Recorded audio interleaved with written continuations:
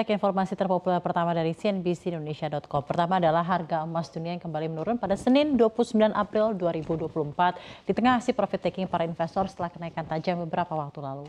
Harga emas diproyeksi akan volatile pekan ini karena pasar menunggu keputusan Bank Sentral Amerika Serikat, The Federal Reserve.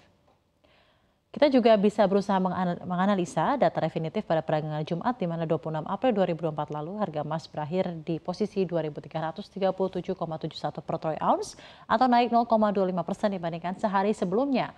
Posisi penutupan kemarin adalah yang tertinggi sejak 19 April 2024 atau sekitar 1 minggu terakhir. Harga emas mengalami depresiasi pada hari Senin 29 April 2024 hingga pukul 6:05 waktu Indonesia Barat yang terpantau turun 0,11% ke angka 2.335 per troy ounce. Dikutip dari Kitco.com, koreksi yang terjadi pada harga emas dunia kali ini masih tergolong cukup sehat. Tidak mengherankan jika beberapa investor memutuskan untuk mengambil keuntungan karena waktu siklus pelonggaran Bank Sentral Amerika Serikat Federal Reserve diundur ke kuartal terakhir di tahun ini. Semua orang akan menantikan panduan kebijakan moneter The Fed minggu ini, namun kemungkinan besar The Fed kini menahan diri selama musim panas dan kemungkinan besar tidak akan mengambil tindakan hingga pemilu Amerika Serikat tahun 2024 selesai. Menurut CME Fed Watch Tool, pelaku pasar meyakini The Fed masih akan menahan suku bunganya di level 5,25 sampai 5,5% pada pertemuan Mei, Juni, dan Juli 2024. Hal ini menciptakan tantangan yang kuat bagi emas karena kebijakan moneter ketat The Fed mendukung imbal hasil obligasi yang lebih tinggi dan dolar Amerika Serikat yang lebih kuat. Kendati terjadi sedikit depresiasi pada harga emas dunia, namun emas tetap mendapatkan dorongan yang kuat untuk kembali menguat.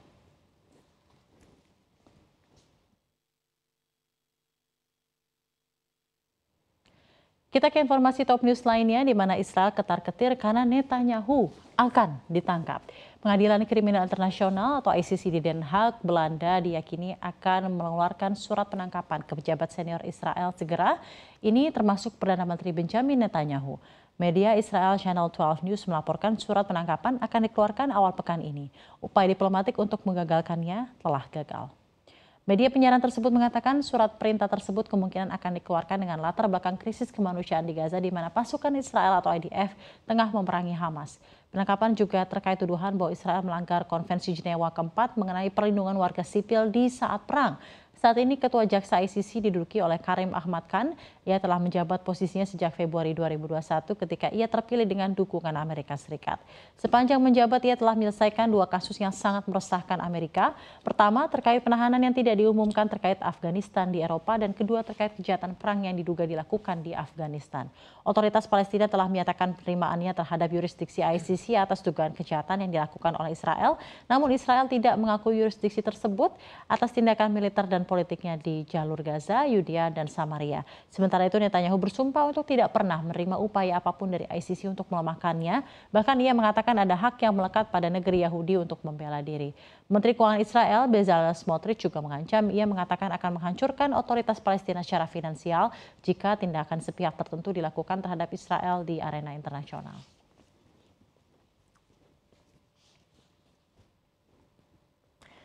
Selanjutnya adalah berita menarik mengenai 2 calon naturalisasi baru di Timnas Indonesia. Proses naturalisasi pemain Timnas Indonesia semakin gencar dilakukan oleh PSSI selama era kepelatihan Shin Tae-yong. Kini nama-nama baru kembali muncul untuk selanjutnya dinaturalisasi. Mengutip dari laman resmi PSSI, kiper asal Belanda Maarten Paes akan menjadi pemain naturalisasi Timnas Indonesia yang terbaru yang sedang diproses. Pemain FC Dallas itu bahkan telah disetujui oleh DPR Komisi 3 untuk beralih kewarganegaraan menjadi WNI. Namun pemain keturunan Maluku berusia 25 tahun itu masih belum dapat menjalani sumpah setia sebagai WNI akibat terganjal statuta FIFA terkait perpindahan asosiasi. Maarten Paes tercatat pernah membela timnas Belanda U21 saat sudah berusia 22 tahun, padahal regulasi itu mewajibkan pemain berusia di bawah 21 tahun ketiga membela timnas. Kemudian pemain kedua yang dikabarkan akan menjadi pemain naturalisasi skuad Garuda terbaru adalah Calvin Vertonghen. Pemain keturunan mula buah Aceh itu mengaku sedang menjalani proses naturalisasi.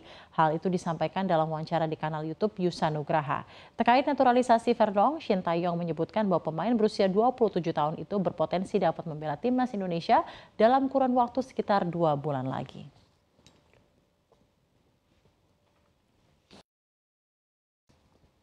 Berita top news terakhir pada kesempatan kali ini adalah Crazy Rich Muslim terkaya di dunia. Di antara orang-orang terkaya di dunia terselip beberapa nama yang diketahui beragama Islam. Konglomerat Muslim tersebut diantaranya berasal dari Nigeria, India, sampai Pakistan. Mereka berhasil mendulang kesuksesan dari usahanya di berbagai industri yang mencakup banyak sektor. Di antara daftar orang terkaya di dunia terselip beberapa nama yang diketahui beragama Islam. Konglomerat Muslim tersebut diantaranya berasal dari Nigeria, India, sampai Pakistan. Mereka berhasil mendulang kesuksesan dari usahanya di berbagai industri yang mencakup banyak sektor.